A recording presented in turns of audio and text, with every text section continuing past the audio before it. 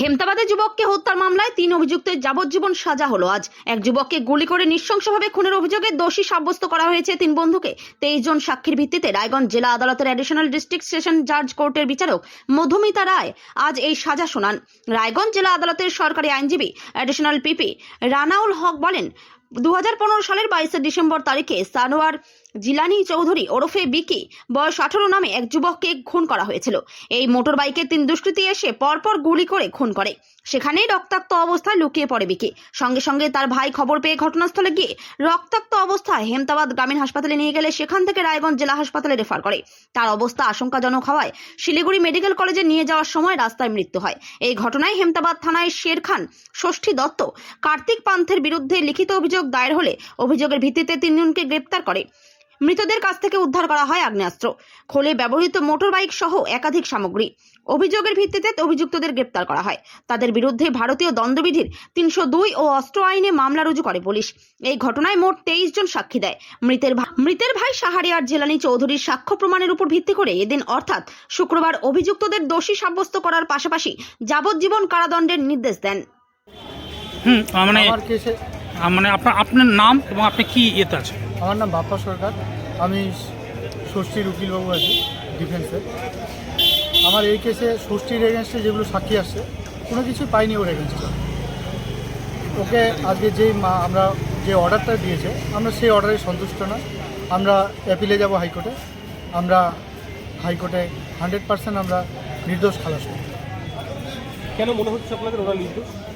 কারণ ওর এগেনস্টে যতগুলো সাক্ষী আসছে ওর এগেনস্টে কিছু পাইনি, যা কিছু আছে আমাদের এগেনস্টে না। অপর দুইজনের কে আছে?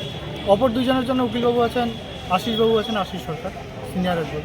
তারাও তার পক্ষেও কি আপনার এই বক্তব্যটা বলছেন? না না না, আমি আমার একজনের জন্য, ষষ্ঠীর জন্য। আজকে কি হলো?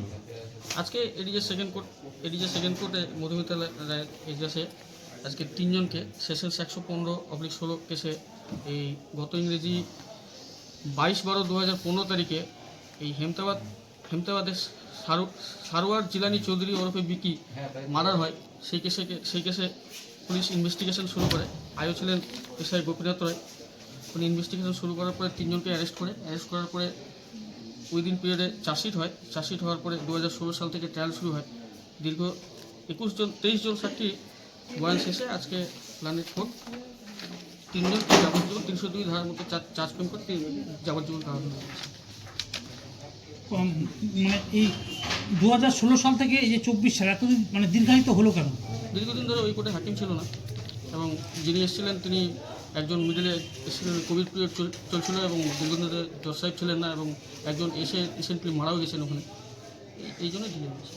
আমাদের পার্টে কোনো ডিলে হয়, প্রসিকিউশন পার্টে কোনো ডিলে হয়। কী কারণে ঘটনাটা ঘটছিল সেটা কি জানা আছে?